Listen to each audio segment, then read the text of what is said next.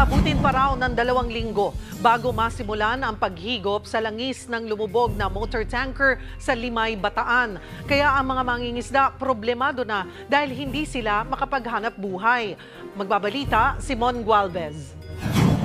Mahigit 1 linggo na mula nang lumubog ang motor tanker Terra Nova sa Limay, Bataan.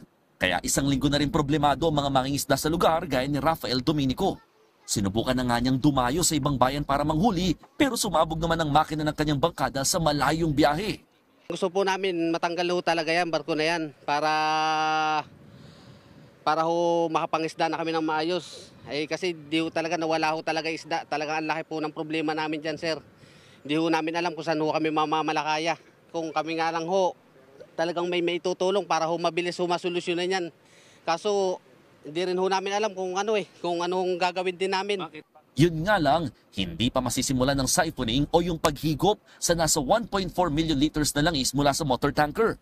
Kahit nataparan na kasi ang 24 na valves nito, kailangan pa raw palitan ng mga metal caps ang mga valvula.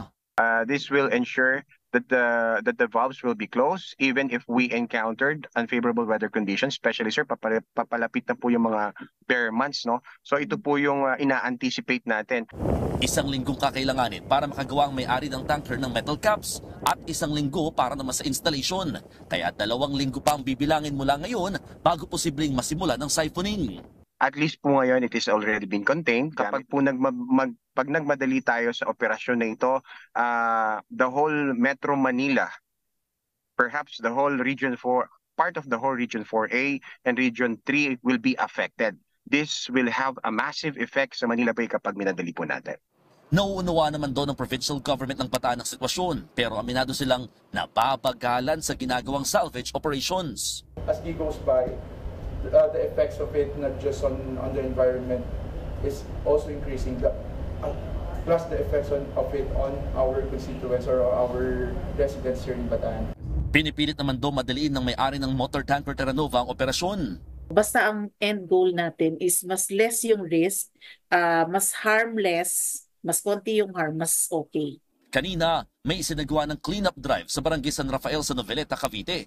Isa ito sa 8 bayan at lungsod sa probinsya na inilagay sa state of calamity dahil sa oil spill. Sa San Rafael pa lamang, higit 1,600 na mangingisda na ang apektado at hindi makalaot. Gaya na lamang ni Joseph na inaayos na lamang muna ang kanyang lambat. Gobernador ang nagpatigil sa amin, binabahan mo kami ng ordinansya na tigil daw muna ang pamamalakaya namin. Dahil nga daw po sa oil spill na yan. May dumating ng mga taga-DENR para kumuha ng water sample na susuriin kung kontaminado ng langis ang dagat sa bayan. Ako, Simon Gualvez, para sa 1PH.